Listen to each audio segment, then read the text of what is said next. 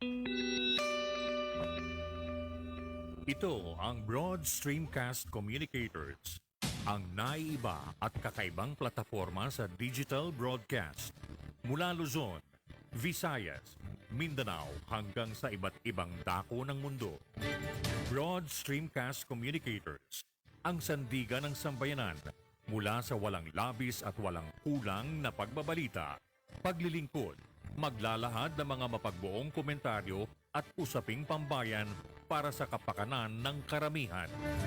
Broad Streamcast Communicators, tuwirang maglilingkod ngayon hanggang sa susunod na henerasyon.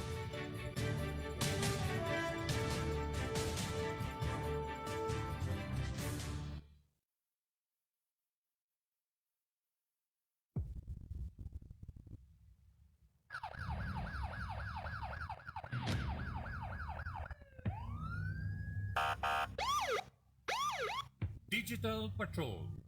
Ito ang palatuntunang magtutuo ng pansin sa mga pangyayari at kaganapan sa ating kapaligiran. Digital Patrol. Tatalakay sa mga usaping panlipunan, mga isyong naglalagabla. Digital Patrol. Magbibigay daan sa inyong mga saloobin at karaingan. Digital Patrol. At ngayon, narito ang inyong pinagpipitaganan sa daigdig ng broadcast. Mula noon hanggang sa ngayon, si Captain Sel Baisa.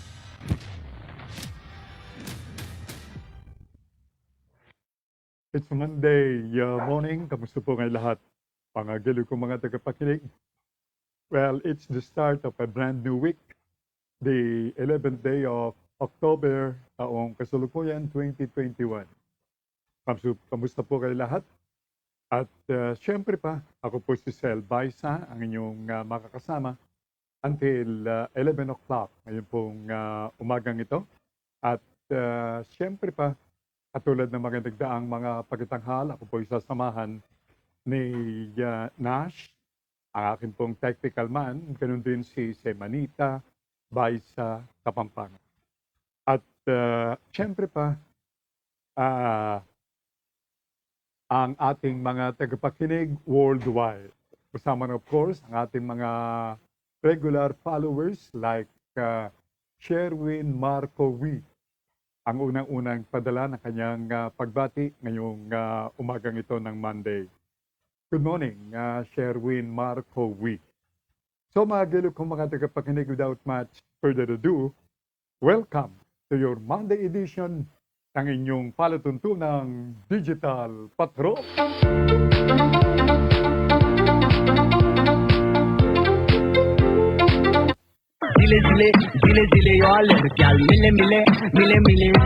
At of course, ang pagbati mula kay Miss Lady Hugger ng palatuntunan.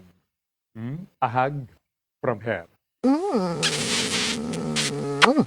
Okay, so again, welcome sa inyong Monday presentation, Monday edition ng inyong palatuntunang Digital Patrol. And to begin with, akin pong idaraan sa himpapawid ang balitang panahon. Kahapon, as you very well know by now, ay tuluyan ng nakalabas ng Philippine Area of Responsibility, si Bagyong Lando. But si Bagyong Maring is still here to stay. At kung siya ilalabas, mga gilo kong mga tagapakinig, most likely, Bagyong Maring is supposed to, make a due or mamaalam dito po sa ating bansa tomorrow. Narito ang balita mula kay Joey Figuracion, direktamente mula sa Pag-asa Forecasting Center. Magandang umaga po at sa lahat ng ating mga taga-subaybay. Sa kasalukuyan ay meron pa tayong bagyo sa loob ng ating area of responsibility at huling namataan itong bagyo na ating monitor sa kanina hanggang alas 4 ng umaga sa layong 350 kilometers silangan ng Apari, Cagayan. Ito ay nasa tropical storm category pa rin at may saglay na hangin na 85 kilometers per hour malapit sa sentro at yung pumukto niya na 105 kilometers per hour. Kumikilos itong si Marie pa kanluran, nilagang kanluran sa bilis na 25 kilometers per hour. Base na nga sa kanyang pagpagalaw ay maaaring lumabas ito ng ating area of responsibility bukas ng umaga hanggang sa hapon. Dahil dadaan ito sa Luzon Strait ay nakataas ang ating tropical cyclone wind signal sa mga bahagi po ng northern at central Luzon. Yung tropical cyclone wind signal number 2 ay nakataas sa Batanes, Cagayan, including Babuyan Island, northern portion ng Basta Isabela, sa Apayao, Kalinga, Mountain Province, Abra, Ilocos Norte at Ilocos Sur.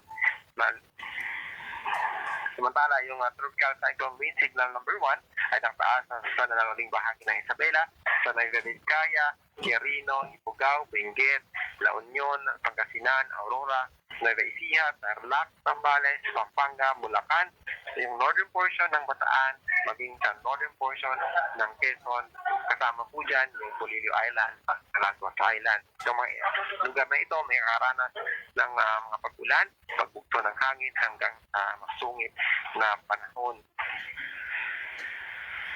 Dito sa Metro Manila, inaasahan na although mostly cloudy tayo o mas malaki bahagi ng araw o ngayong araw ay maulap, pero mga pulo-pulo pag-ulan lamang ang asahan natin ngayong araw. Para sa karagdagang impormasyon, subscribe ng ating website sa bagongpag-asa.usd.gov.ph. Yan po ang latest narito sa Weather Forecasting Center ng Pag-asa, Joey Figuracion. Maraming salamat. Podcaster Joey, mabilis na tanong lang. Ano po yung latest kaugnay nitong sama ng panahon na si Lando? Ano po itong latest dito? Si Nando po ay mina at nag-dissipate kahapon. So nadumi na po siya ni Maring at si Maring ay lumakas naman. Ayun. Okay, yan po ang latest sa kalagayan ng panahon dito sa Pilipinas. Wala nang tuluyan, nag-dissipate na o natunaw na itong bagyong Lando. Bagamat lumakas naman ang bagyong si Maring. Good morning. Mula po sa aking younger sister watching from Montreal, Canada. Si Norma Baisa-Suel. Good morning, Norma. And to your husband, Ken, and children. I used to call her Umma. Okay? Thank you so much, Umma. Likewise, from Montreal, Canada, LB Baisa Clemente is watching the show. Ang sabi niya, hi Manong and all your watchers, ingat kayong lahat. Maraming salamat, LB. Well, dalawa na mula sa Montreal, Canada, ang nagparating ng kanilang pagbati, mga regular watchers of the program. And of course, sa lahat ng ating mga silent viewers and listeners in Montreal, Canada, as well as other provinces diyan po sa nabanggit na bansa at maging sa iba't ibang dako ng ating daigdig mula sa Estados Unidos, mula sa United Kingdom, mula sa Middle East, mula sa China at other parts of the globe. From Sipocot, Camarines Sur, pagbati mula kay Cousin Mirna Alcid Sequijor. Likewise, good morning sa kanyang husband na si Ed and children. Ang sabi ni Mirna, good morning sa El Baisa and to your millions of listeners and viewers. Happy Monday. Happy Monday likewise sa Mirna and to all our viewers diyan sa Bicol region. Notably, diyan sa Camarines Sur. Beno, sa ating pong pagpapatuloy, well, I'd like also to make mention na tayo po'y naka-hook up na sa palatuntunang Pinoy Hour originating from Alberta, Canada. And of course, naroon ang aking son, John, na isa sa mga brains nitong Pinoy Hour. And likewise, I'd like to greet her wife, Melody and children, a pleasant Monday morning nagmumula dito po sa bansang Pilipinas. Sa ating pong COVID-19, let's get down now to business. At as of yesterday, Sunday, sangayon po sa DOH, nakapagtala sila ng bagong mga kaso ng coronavirus na ang total ay 12,159 na mga bagong kaso. Idagdag natin ito doon sa overall standing. Since the time na nagumpisa itong coronavirus o COVID-19 dito sa ating bansa. Since the time, magto 2 years na tayo, umabot ang bilang ng mga nagkakaso ng COVID sa 2,666,562. Yan ay as of yesterday. At ang bilang ng mga gumaling ay 27,727 ang mga gumaling. At nagdala sa total na bilang na 2,536,011 cases. Yan po yung mga gumaling. Kung merong mga nagkasakit, meron namang gumaling. Anyway, kung merong gumaling, may nagkasakit, meron din pong kaso ng mga namatay. And as of yesterday, something like 119 ang mga namatay na naitala ng DOH, bringing to a total of 39,624 cases ng mga namatay. That's as of yesterday. At ang mga aktibo pang kaso, yung mga kaso ng hindi pa mga gumagaling, ay 90,927 active cases. Yan po ang ating COVID update as of yesterday.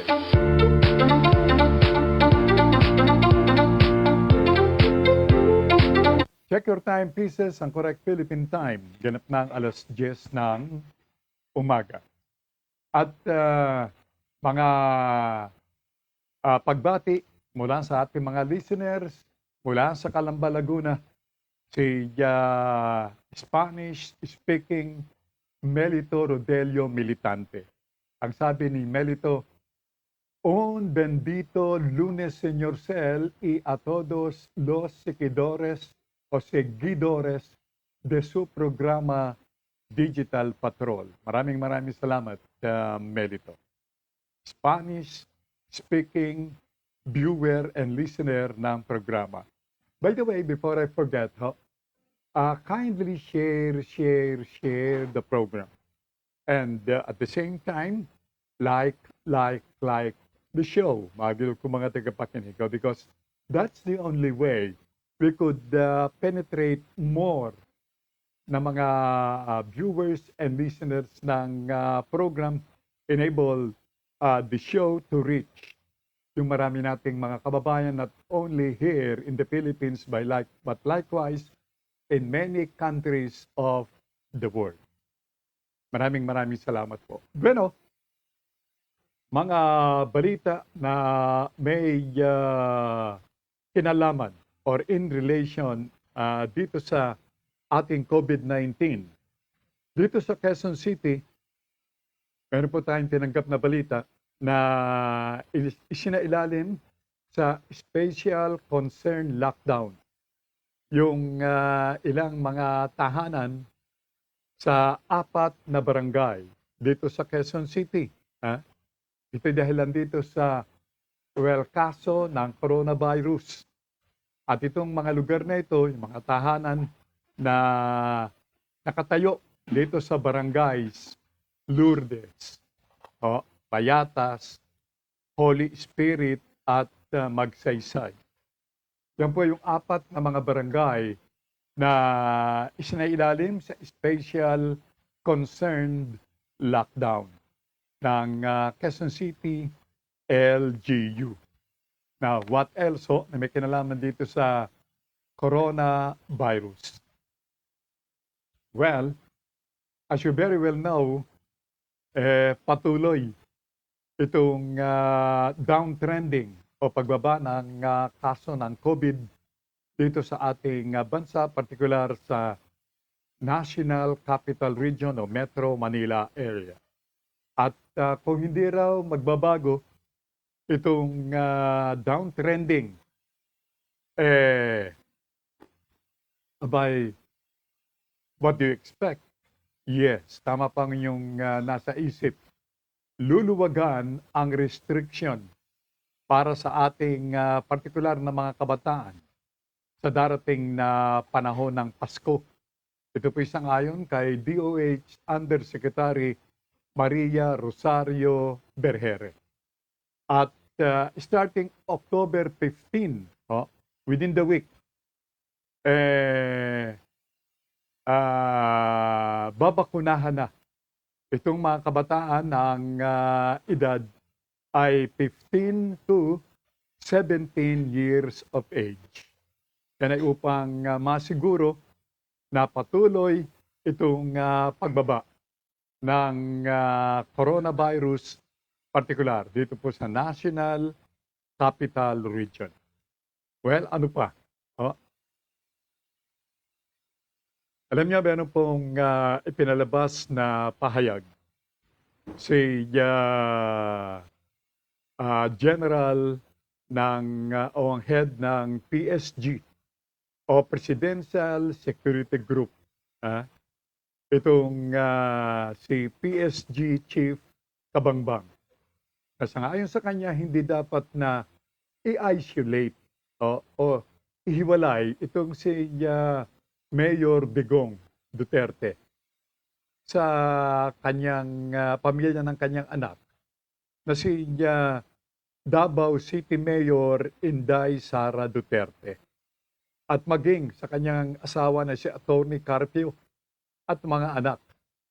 Ito'y dahilan sa, under quarantine itong pamilya ng mga Carpio, pamilya ni Presidential daughter at alkalde ng Davao, si ISDA, si Inday Sara Duterte ako. Yun ang acronym ng ISDA. Dahil sa hindi naman pala nagkakausap o nagkakalapit last week si Mayor Digong at ang kanyang anak, kanyang manugang, at ganoon din mga apo. Kaya ang sabi ho ni PSG Chief Kabangbang, hindi dapat na i-isolate itong si Mayor Digong. Now on the part ng mga Carpio o itong si Presidential daughter Sara Duterte, sila ho'y humihingi ng full privacy. Sana ho maunawaan sila kung bakit sila humihingi ng privacy. Yan ay dahilan dito sa kanilang pinagdaraanang problemang kalusugan o health problem.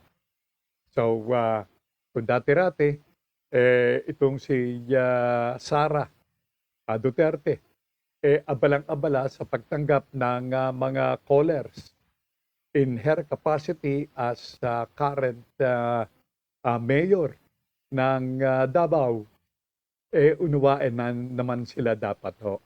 Alright? Okay. Now, sa katulad na balita pa rin, in relation na may kinalaman dito sa coronavirus, ang lungsod ng Maynila, magbabakuna ngayong araw na ito ho. Hindi ito yung first dose, kundi second dose ng Pfizer at ng Sinovac.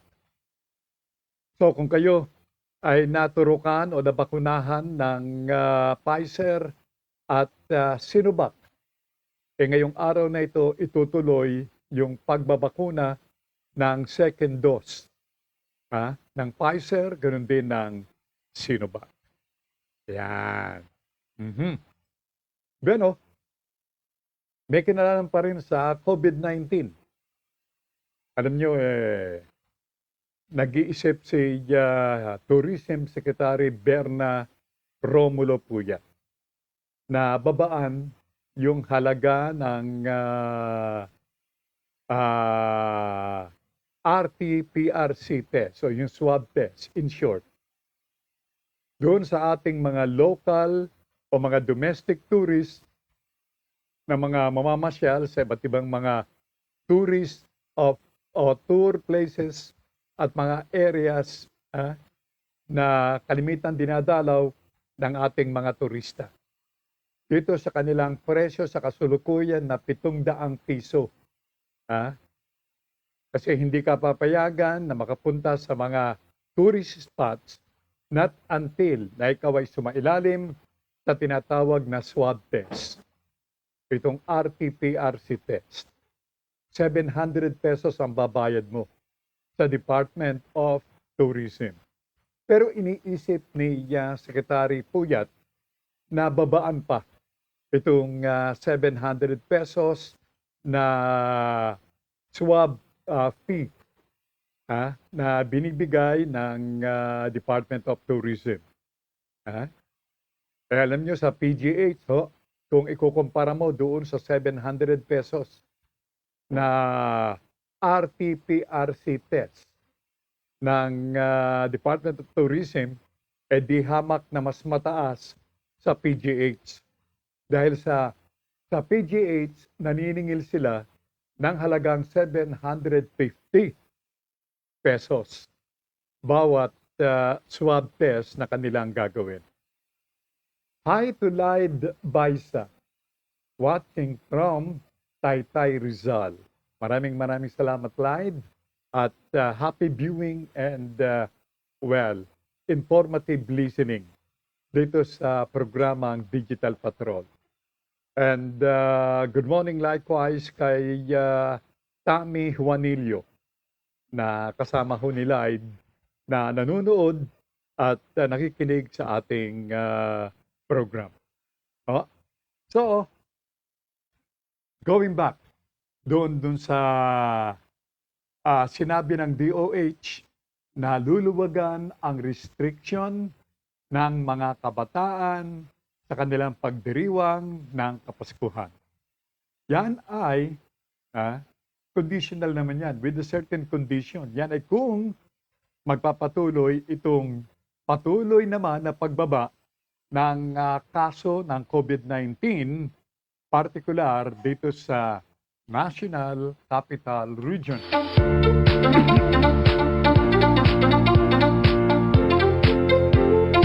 From Kawili Cruz Jr. ng General Trias, Cavite, mapagpalang umaga po sa lahat ng ka-Digital Patrol around the world. Captain Sel Baisa, Pinoy Hour, nakahabol pa, ang sabi ni Kawili. Yes, indeed. Maaga pa, Kawili, Better late than never, sabi nga. I'm sure na naging abala si Kawili Cruz Jr. Good morning likewise sa kanyang may bahay at ganoon din sa kanilang uniko iho. And likewise sa lahat ng ating mga viewers diyan sa General Trias, diyan sa Cavite. At again, I'm happy to report to you na tuloy-tuloy ang kaso, pagbaba ng kaso ng COVID-19 dito po sa ating bansa. And that's indeed a welcoming news. Ngayon pong papasok na bagong linggo. Kawili Cruz Jr. says, happy birthday po kay Sir Romeo Tuason ng Broad Streamcast.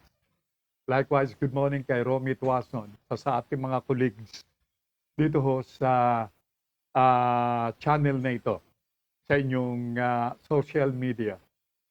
At good morning likewise, sabi ni Kawili kay Sir Asintado, kay Sammy Gabot yan, kay Joey Ortiz, ganoon din kay Ma'am J. Bautista. Sabi ni Camelito Militante, conduct po kami ngayon ng feeding sa mga kapuspalad na kabataan sa dito sa aming dalawang barangay. Maraming salamat, Melito, at sa iyong mga makakasama dito sa feeding program para sa mga kapuspalad natin mga kabataan sa dalawang barangay sa Calamba, Laguna. Okay, ang sabi ni Ka Willie Cruz Jr., good news, pababa na ang COVID-19. Saan naman pupunta yan, Ka Willie? Sabi nga, kung ang isang bagay ay nasa itaas, wala na itong pupuntahan pa, kundi ang pababa. Di ba? Ganun yun eh. Ganun yun eh. Yung mga nasa baba, ang tendency niyan, pataas naman. Kaya pagdating sa itaas, wala na mapipilian, kundi bababa. Okay, ha? At marami sa ating mga kababayan ang totoong inaantabayanan yung balitang yan hinggil dito sa pagbaba ng kaso ng COVID-19. Now, naku pababa itong kaso ng COVID-19 dito sa Pilipinas. Pero alam nyo, tumataas naman, patuloy sa pagtaas, ang halaga ng langis, ang halaga ng gasolina, ang halaga ng diesel, ang halaga ng LPG.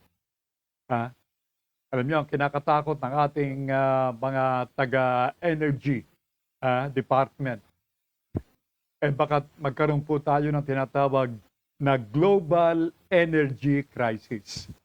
Hindi lamang dito sa ating bansang Pilipinas, kung hindi maging sa ibang mga bansa, maging doon sa mga pinanggagalingan o source ng langis. Katulad ng sa US, yung Texas. Nandyan yung kanilang mga, oil, mga oil refinery, yung kanilang mga oil depot, nandyan lahat. Pero kapag nagpatuloy itong pagtaas sa presyo ng langis, gasolina, diesel at iba pa, ay magtiyak na magkakaroon itong tinatawag na global energy crisis. Hindi lamang sa Estados Unidos, maging sa United Kingdom, maging sa Europa, kanilang nararamdaman yung pagtaas sa presyo ng halaga ng langis. Within the week, ngayon pong linggo, magtataas muli sa presyo ng langis dito sa ating bansa. Ito na po ang pampito na pagtaas o increase, oil increase sa bansang Pilipinas. Sabi ni Wilfredo Cruz Jr. ni Kawili, Sir, nagulat lang po ako kanina. Nagtaasan po mga lubricant oil. Dating 230 pesos, lubricant oil. Ngayon, nasa 280 pesos na siya. Tapos 50 pesos ang itinaas. At hindi magiging permanente yan. Tataas at tataas pa yan. Sabi ni Camelito Rodelio Militante, aba, ikaw ba naman ang laging nasa itaas? Pag di ba naman mangalay, nangalay na rin ang DOH. Sabi ni Camelito. Okay? Sabi ni Willie Cruz Jr., totoo po kaya po, pinupush na po mga solar panel at mga solar energy. Well, there's nothing wrong kung ipupush yan. Sapagkat tayo po ay kukuha ng kuryente o yung source ng ating kuryente sa araw. Kung kaya naman, maraming mga bansa ang gumagamit ng kuryente sa pamamagitan ng mga solar energy at maging ng solar panel.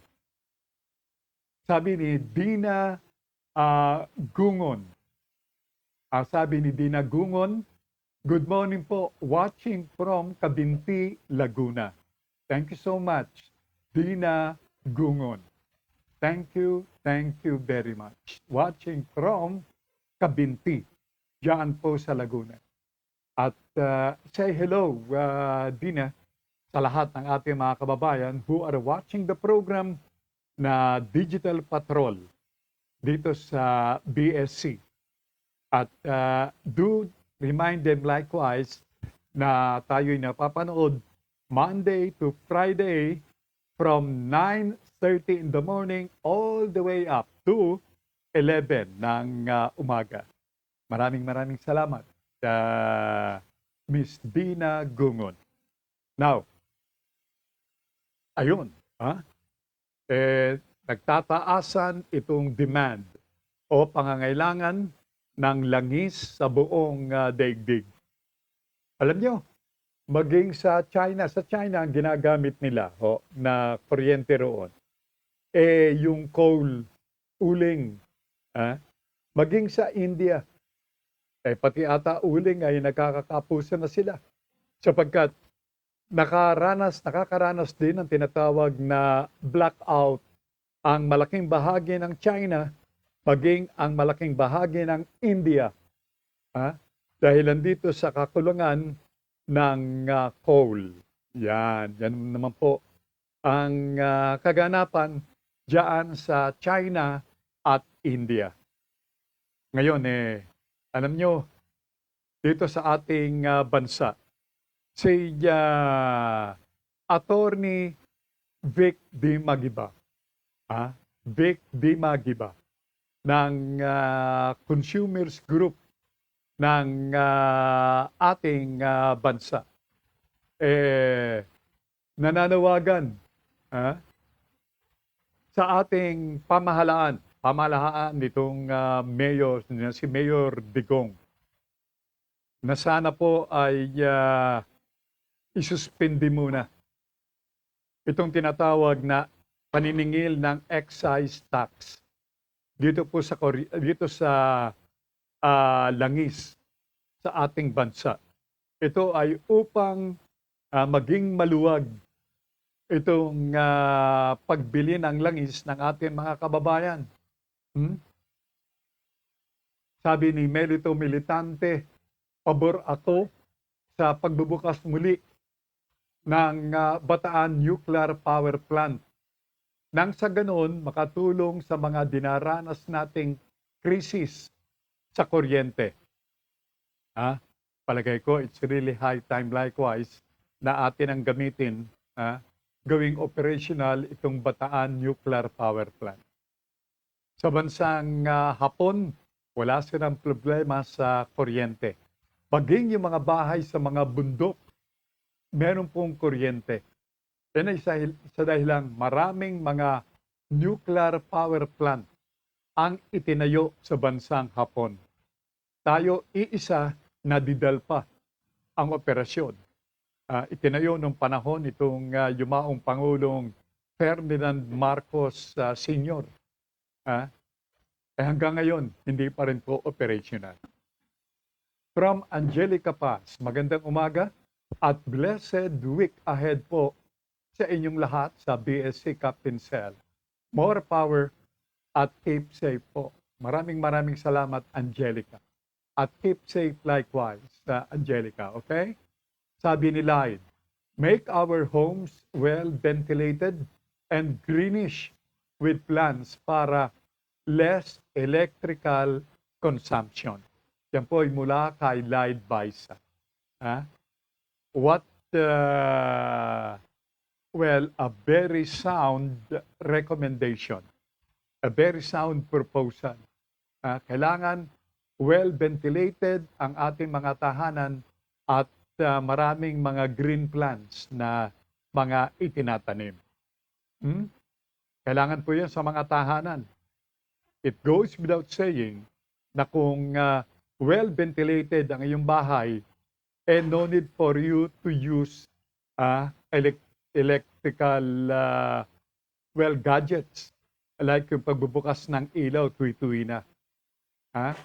Abay, nakakatipid po tayo ng paggamit ng electric consumption. Very well taken, Lyde. Maraming salamat. At katulad nga ng akin binanggit kanina, si Attorney Vic D. Magiba ng Consumer Groups ay nananawagan kay Pangulong o Mayor Digong na Mayor Digong, isuspindi natin muna yung excise tax para makatulong ang pamahalaan na hindi gaanong masakit sa bulsa ng ating mga motorista, ng ating mga gumagamit ng kuryente, itong ating pinangangambahang global energy crisis. Ito'y dahilan dito sa pagtataas ng demand o pangangailangan ng langis dito sa ating daigdig. Anak ng Huweo, mukhang matatapos ang problema rito sa COVID-19 o coronavirus. Ito namang pagtaas sa pangangailangan ng langis ang ating bagong kahaharapin. Ang excise taxes sa mga produktong petrolyo. Malaki rin savings ito, Angelo, 10 piso sa gasolina, 6 na piso kada litro sa diesel, 6 na piso rin sa kerosene, at 3 piso kada kilo sa LPG plus yung 12% VAT. Okay, Selbayso po, Attorney Vic. Si Attorney Vic D. Magiba, mga ko mga tagapakinig, sa kanyang pahayag na isuspindi muna ng pamahalaan itong paniningil ng excise tax. Alam niyo, marami sa ating mga public utility drivers, particular yung mga nagmamaneho ng mga jeepneys, ang nananawagan paulit-ulit na ito sa LTFRB na kung maaari sana itaas na rin ang pamasahe. Dahil lang wala lugi. Marami sa ating mga drivers ang kung dati ay masaya sa kanilang pagmamaneho ng public utility jeepneys, ngayon wala na, baluknot. Dahilan sa yung dating kanilang kinikita, agilo kong mga tagapakinig, ay wala na. Panaginip na lang daw ba, sabi niya. O sabi nila. Sabi ni Melito Militante, nang dahil po kasi sa personalan sa pagitan ng Marcos at mga kontrabida, pinasarahan nila yan, yung referring to Bataan Nuclear Plant, para nakakadepende tayo sa Meralco na pag-aari ng mga Lopez. Yan. Pag-aari pa ba ng mga Lopez ngayon? Mukhang pinagbili na Kaya mukhang nagpapatakbo ngayon ay si Manny Pangilinan na, hindi nagkakamali. Dito. Sabi ni Angelica Paz, salute and God bless to Attorney Vic D. Magiba po. Captain Sir, his advocacy is really pro-consumer. I must agree. Attorney D. Magiba is among, dito po sa ating mga kababayan, who think of the welfare, who think of the well-being ang ating mga kababayan. Marami dyan. Marami po tayong mga kababayan. Kaya naman, I might sound like a broken record, pero ngayon po darating na halalan, think twice or even more sa inyo pong pagboto. Mamaya, darako tayo rito po sa takbo ng halalan sa ibang sa ating pong bansa. Lapit na From Lyde. Sabi ni Lyde, sa ibang bansa may tax incentives sa mga kabahayang nasa green environment. Sana dito sa Pinas, encourage us to do it as well. Maganda, pwede. Pero dito sa atin, I understand, mula doon sa mga viewers and listeners ng program, diyan sa Glenmont Trail, ng Camellia Homes, pag-aari ng mga bilyar. kanilang pinapaalis yung mga tanim na mga itinanim ng mga homeowners sa harapan ng kanilang mga bahay.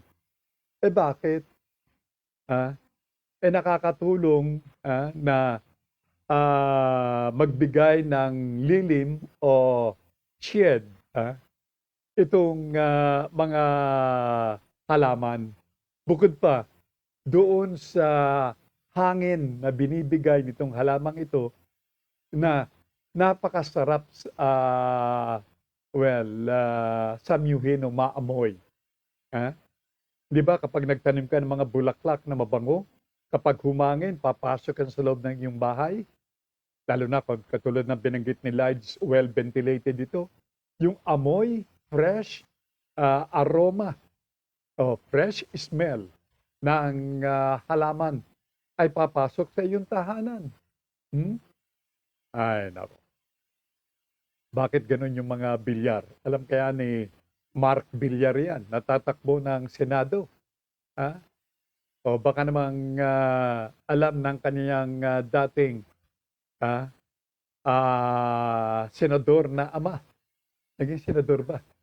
Ang alam ko, naging congressman. Pero yung ina, si Cynthia Villar, senadora yan. Okay. Ang sabi ho ni Melito Rodelio Militante, share nga po sa ngayon ng mga Lopez at share na po ngayon o magkasama na ang mga Lopez at Pangilinan sa Meralco at karamihan po ng mga nasa mataas na posisyon sa ating gobyerno ay may share of stock sa Meralco. Yun. Okay. Sabi ni Willie Cruz Jr., ang ginagayak ko pong pananghalian ngayon ay paksiw na bangus na may ampalaya, talong, luyang dilaw, may prutas kaming dragon fruit, panulak na buko juice. Sabi ni Willie Cruz Jr., 35 pesos na raw ang isang buko. Kabiti ho yan, ho. Kung 35 pesos ang presyo ng isang buko diyan sa General Trias, Cavite, magkano na dito sa Metro Manila area?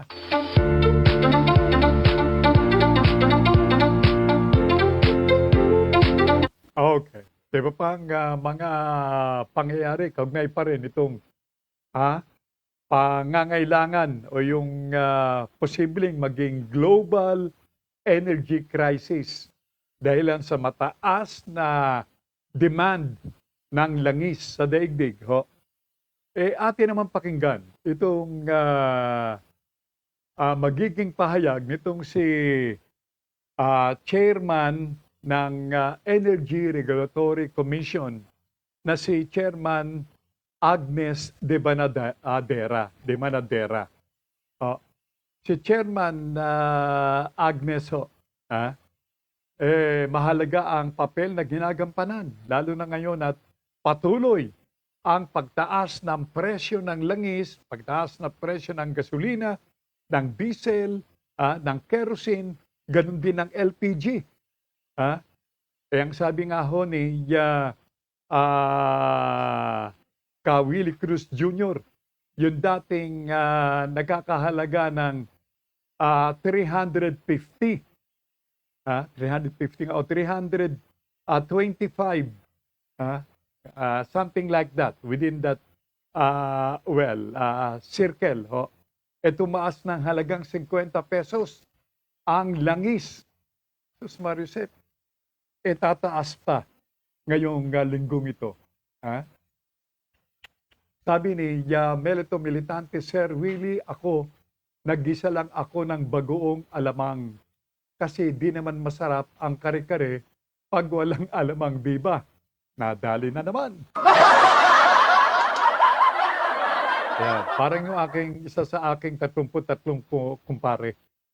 Sabi niya, kanilang ulam lamang ngayong araw na ito, pagkwentuhan namin yan couple of weeks ago, ay bagoong alamang. Sabi ko, pare, kung makakaraan ka, may bibigay akong prito at least para namang makadagdag yan sa uulamin. Ang sabi niya, hindi pare. Sabi niya kasi, hindi naman masarap yung kare-kare kung walang bagoong alamang. Bueno, narito po si ERC Chairperson Agnes de Banadera para sa kanyang pahayag in relation o may kinalaman dito sa patuloy na pagtaas o oil increase dito sa ating bansa. Narito si Chairperson de Banadera. Kung ano yung mga power plants na naka-pipeline na at kinakailangang bigyan na ng Certificate of Compliance o yung COC para sa ganun makatakbo na at makatulong sa pagdami ng supply, no? Ayun, mga giliw kong mga tagapakinig, Coming from Chairperson Agnes de Banadera.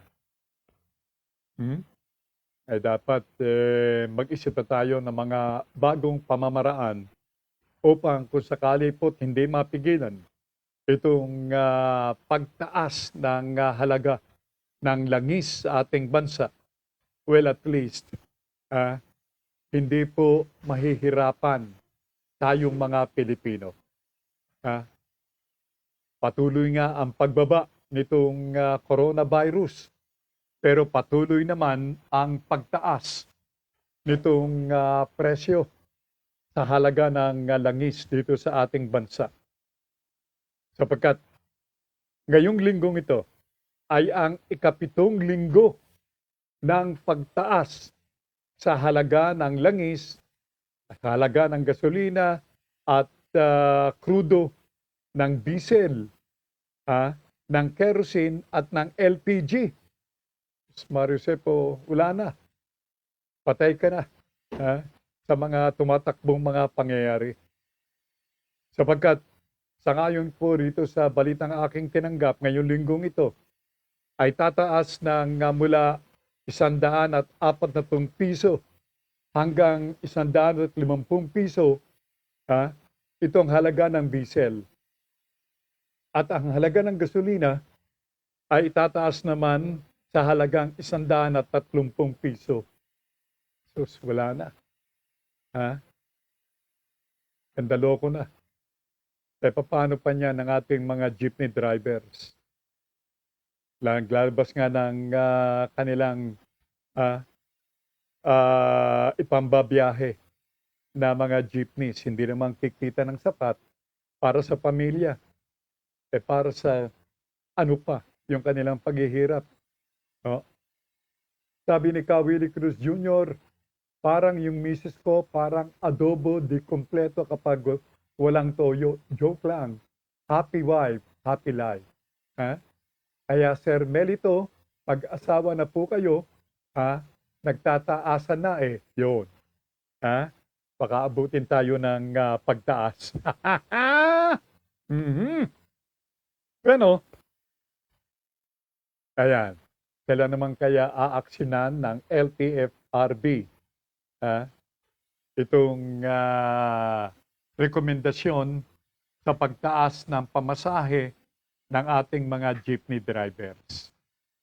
Yan ang malaking katanungan ngayon. Kailan itataas? Sapagkat yan po ang, panalangin ng ating mga jeepney drivers, maging ng mga taxi drivers.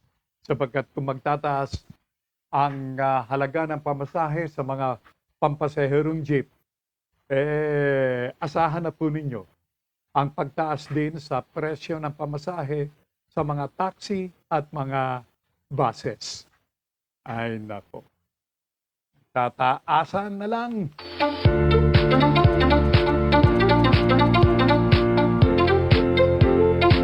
O kayong mga bagong mga botante, ganoon din yung mga magpapa-reactivate. Simula ngayong araw na ito until the 30th ng buwang kasalukuyan, ipagpapatuloy itong rehistrasyon ng mga bagong botante. At maging yung mga magpapa-reactivate, yung ating mga kababayan na sa kung anong dahilan, hindi nakaboto ng dalawang, alam ko marami dyan, mga hindi rin nakaboto ng 3 o maging 4 nakalipas na mga eleksyon. Meron pa po kayong hanggang Oktubre 30 upang magpa-reactivate ng inyong status bilang registered voter. Yung mga bagong botante rin, simula na ngayong araw na ito, magtungo kayo sa mga tanggapan ng Commission on Elections at maging sa mga malls.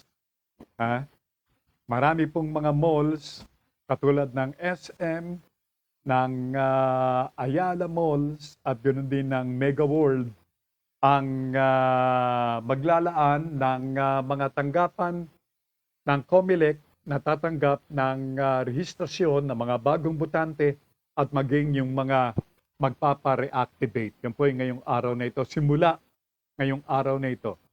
Mula alas 8 ng umaga hanggang alas 5 ng hapon. Kaya magparehistro na kayo. Gamitin ninyo yung inyong karapatan bilang botante. At this time, gamitin na po natin ang ating mga isip. Kung merong mag-aalok ng pera, tanggapin ninyo. Isilid ninyo sa inyong bulsa. Kayo na bahala. Kung sa palagay ninyo ay makatutulong yung nagbigay, edi sige.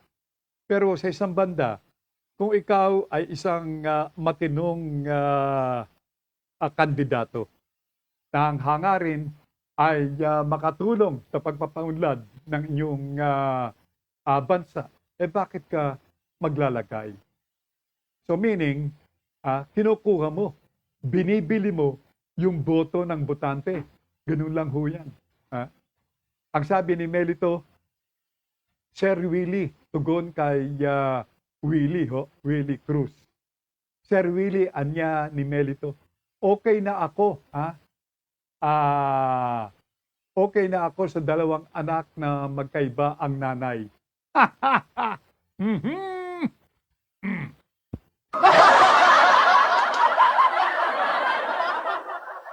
Ayan. Ang sabi naman ni Kawili in relation to what Melito had sent as message, ang sabi ni Kawili, Sir, pakibulong po sa akin. Paano masubukan iyan? Ako patay ka, Kawili, oo. Joke lang, Mrs. Cruz. Karagdagang pahayag ni Kawili, lubricant oil, mga pyesa, siguradong taas yan.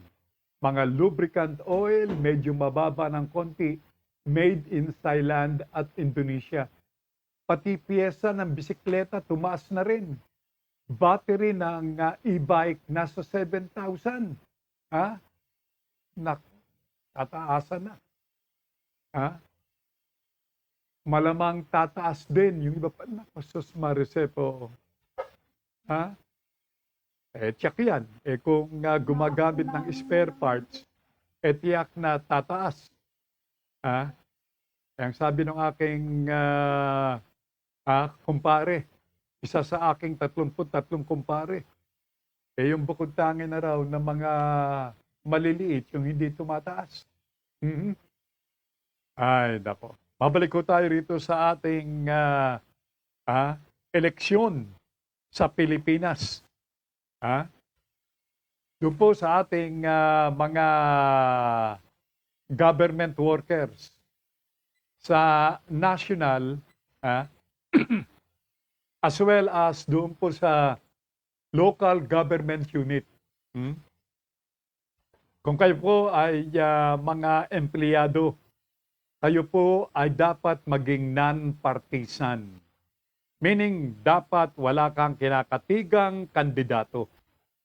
Either ikaw ay nasa national government o dili kaya ikaw nasa local government unit. Sapagkat kapag nilabag mo ito, ay posibleng ikaw ay maharap sa tinatawag na, well, suspension sa iyong trabaho and it might result dito po sa pagkawala ng iyong trabaho. Mga gilo kong mga tagapakinig. Ha? Mhm. Yan pong bagay na yan ay binigyan diin nitong si Civil Service Commissioner Ronquillo. Commissioner Ronquillo ng Civil Service Commission. Alam po natin na yung mga taga-gobyerno, tayo po ay sakop. Ako'y dating taga-gobyerno, kaya alam ko po na ako ay once upon a time ay sakop ng Civil Service Commission ng mga batas na pinag-uutos nito. Kaya ang sabi ho ni Commissioner Ronquillo, dapat maging non-partisan yung ating mga empleyado ng ating pamahalaan. Now, sabi niya kung halimbawa, dahilan sa marami sa ating mga kababayan ngayon ang may mga tinatawag na mga social media gadgets, maaari mong sabihin doon na I am for o ako ay para kay Kwan. Yun. Pwede raw yun. I'm for. Sapagkat yan ay sakop ka nitong tinatawag na right or privilege para magsabi ng iyong opinion. Pero kapag ikaw ay isang government employee at dinagdagan mo ng kaya iboto na ninyo si Kwan, ito po sa bata ka. Because you're encouraging. Ikaw ay nananawagan na ng suporta. Yaan ay labag sa pinag-uutos ng Civil Service Commission. Pakinggan natin si Commissioner Ronquillo. Social media. No, at isa yan sa nakalagay doon. So kung halimbawa, nag-like ka, no? Nag-like ka, merong mukha ng kandidato ni-like mo, o kahit senior mo pa, ang sabi doon, hindi yan partisan political activity because that is merely an exercise of your freedom of choice. Kaya kung halimbawa magko-comment ka, I want Juan de la Cruz to be the next president. Plainly, no? Ganun lang. Sinabi mo lang yung kagustuhan mo. Walang problema doon. Walang offense doon. Again, that is an exercise of freedom of expression. Basta wag mo lang sasamahan ng let us vote for him. Okay? Do not encourage other people to vote the same way that you will do. Okay, maliwanag ho yan, ha? Maliwanag coming from the head ng Civil Service Commission. Kapag ikaw ay medyo humingi na ng suporta sa iyong kandidato, paglabag na yan. Coming from Civil Service Commissioner Ronquillo. Meron pang idinagdag ho si Commissioner Ronquillo. Hinggil dyan sa mga don'ts sa mga government employees. Dahil magiging partisan political activity na yun. Pagiging alter ego ay hindi ibig sabihin sila ang Pangulo mismo. Alter ego lang sa trabaho. Pero hindi sila ang Pangulo. Kaya wala pong conflict doon. In fact, kung titingnan po natin in the past, buhat sa mga kabinete, miyembro ng kabinete ni Presidente Cory, Presidente Ramos, Presidente Erap, Presidente Arroyo, at Presidente Aquino. Lahat po yan ay pumupunta sa Senado pag ipinatatawag po ng mga komite doon. Okay, medyo ako'y nalihis ho doon, no? Ito naman ay reaksyon ni dating Solicitor General, Attorney Cadiz, Attorney Joel Cadiz, former Solicitor General. At mukha raw wala sa hulog, wala raw karapatan ang Pangulo under our Constitution na utusan ang kanyang miyembro ng kanyang gabinete na isnabin yung panawagan ng Senado para sa isang pagdinig, para sa isang kaso na medyo may anomalya. Yun po ay pananaw ni dating Solicitor General Cadiz. Sangayon pa sa kanya, walang police power ang Senado para dakpin itong mga, miyembro ng gabinete ng Executive Department. Kung sakaling hindi sila dadalo doon sa imbitasyon ng Senado. Kailan po nangyari yan? Sa kasaysayan ng ating bansa na, ini-snub ng Executive Department yung kautusan na dumalo o mag-appear ang isang kanilang iimbitahin na sa isang gaganaping hearing.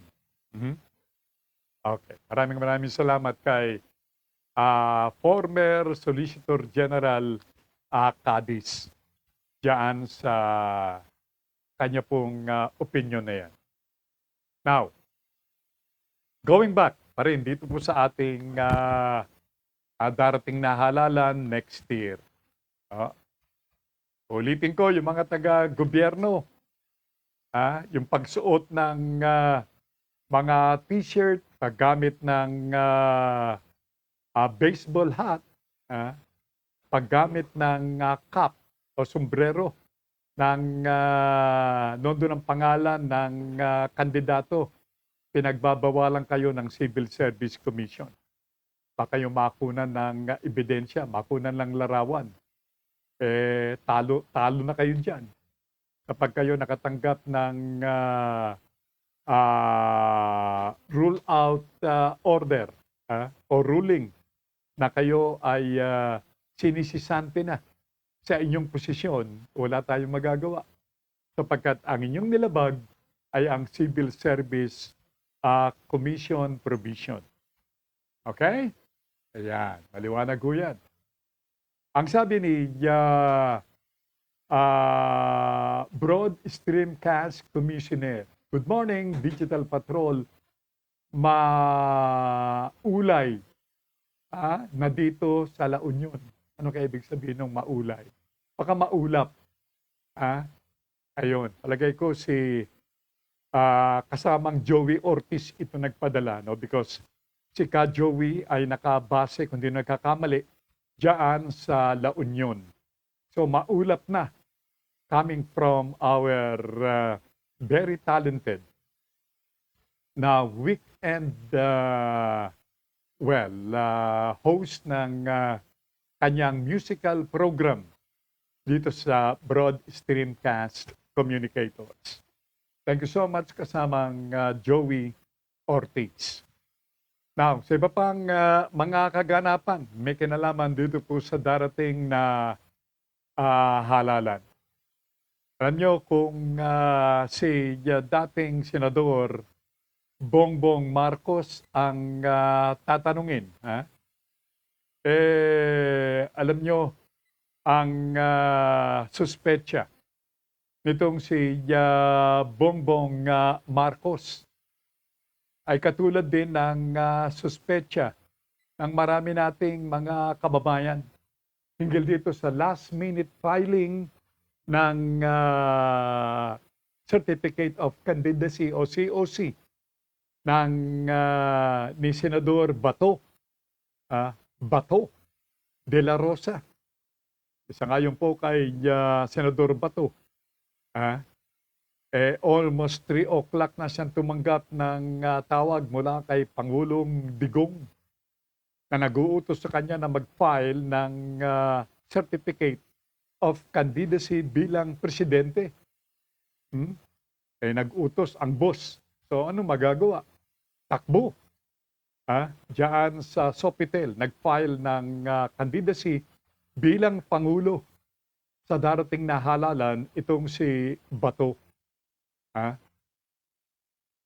Abay, alam niyo sa ganang dating Senador Marcos,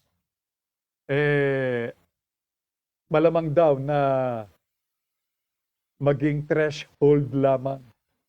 Pansamantalang ahawakan ito, itong COC na ito, itong si Bato de la Rosa. Sapagkat malaki raw ang paniniwala nitong si Bongbong at ng marami pa nating mga kababayan nagbabasa nitong darating na halalan na baka maging substitute nitong si Bato, itong si Isda, itong si Inday Sara Duterte. Yung kanyang acronym Isda is Inday Sara Duterte Ako. Yung po yung mga nakakalat, ikinakalat na mga posters. Isda, yan. Baka maging substitute lamang nitong si Bato de la Rosa, itong si Inday. Na ngayon, si Inday at ang kanyang buong pamilya, nasa ilalim nitong quarantine na period. At dahilan sa, nagpositibo. Although hindi naman daw severe, pero nangangailangan din ng quarantine itong Carpio family. Ang asawa ho ni Inday Sara Duterte ay Carpio. Attorney Carpio from the North. Ayan. Baka maging substitution lamang nitong si Bato, itong si Inday. Baka raw magbago itong isip ni Inday at pagdating ng tinatawag na 11th hour, baka magbago ang isip nitong si Inday at tatakbong presidente. Kaya ang sabi nga ho ni dating Senador Antonio Trillanes ng makapanayam sa isang programa sa telebisyon. Kanyang sinabi na mga political o election strategy ng mga Duterte, yung medyo pinatatagal yung kanilang anunsyo o announcements kanilang tatakbuhin. Parang doon 2016 elections na ilang ulit na sinabi, paulit-ulit sinabi nitong si Digong na wala siyang interest tumakbo bilang Pangulo. Pero ano nangyari? Ang nag-file bilang Pangulo, pampanguluhan ay itong si Martin Dino. Itong si Dino, ang USEC ngayon ng DILG. Kabayaran ba yan, USEC Dino? Doon sa iyong inasta, sa iyong pagpapile ng COC noong 2016 elections. Yan ang hinala ng ating mga kababayan. Ganun din ang hinala nitong si Trillanes. Na pagdating ng 11th hour, saka babawiin itong si Sara Duterte yung kanyang naging mga naunang pahayag na wala siyang interest na tumakbo bilang Pangulo. At syempre pa, tama ang iyong hinala muli. Yung pwesto o COC na ipinail nitong si Bato, siya ngayong isa-substitute, ibibigay dito kay Sara. O di ayos na naman, hindi ho ba? Parang the repeat of the 2016 elections. Ganun ang mangyayari.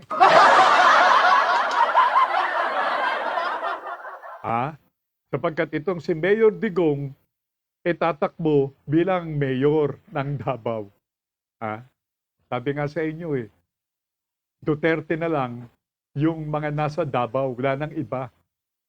Kasi sino naman ang lalakas loob na laban? Ha? Ayan. Kaya nga, ang mga Duterte ang nagpapatakbo ng Davao at yun daw strategy. Itong mga Duterte, ang siya nilang ina-apply dito sa presidential seat dito sa ating bansa. Ha? Parang ginagawang Davao ang style ng eleksyon. Ha? Pagkatapos nitong si Sara, halimbawa tumakbong Pangulo at halimbawa namang manalo. Ha? Hindi ko sinasabi baka. Ha? Sino naman kaya ang tatakbong Duterte sa next presidential elections? Anyway, ang sabi ni Bongbong Marcos, ang espekulasyon niya ay kukunin yung COC kay Bato at siyang gagamitin naman nitong si Sara Duterte in case na magbago ang isip nitong si Sara. Naman ang ginawang presidential candidate Oo, ng Adil. Kaya kung anong ibig sabihin nito, may mga spekulasyon na siya ay parang placeholder siya para sa inaantay pa rin sa hopefully si Sara ay si Inday Sara ay mag-decide na tumuloy. So siya yata ang placeholder dyan. Yun ang mga spekulasyon. Kaya kailangan pa rin natin antayin hanggang sa more than 1 month pa tayo mag-aantay para maging mas maliwanag ang Yun, si dating Senador Bongbong Marcos. At isa ho siya sa nagsabi, bukod dun sa mga maraming espekulasyon na ito ay maging Duterte election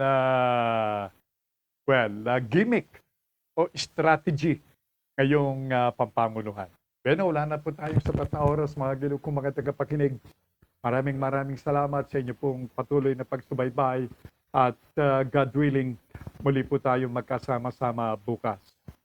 Bueno, maraming salamat kay Nash. Thank you so much kay Semanita. At Diyos ti Agnina sa ating lahat.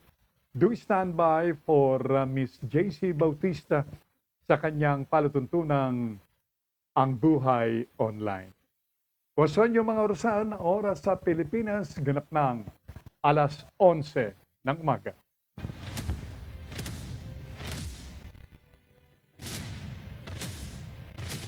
Sumainyo ang Digital Patrol.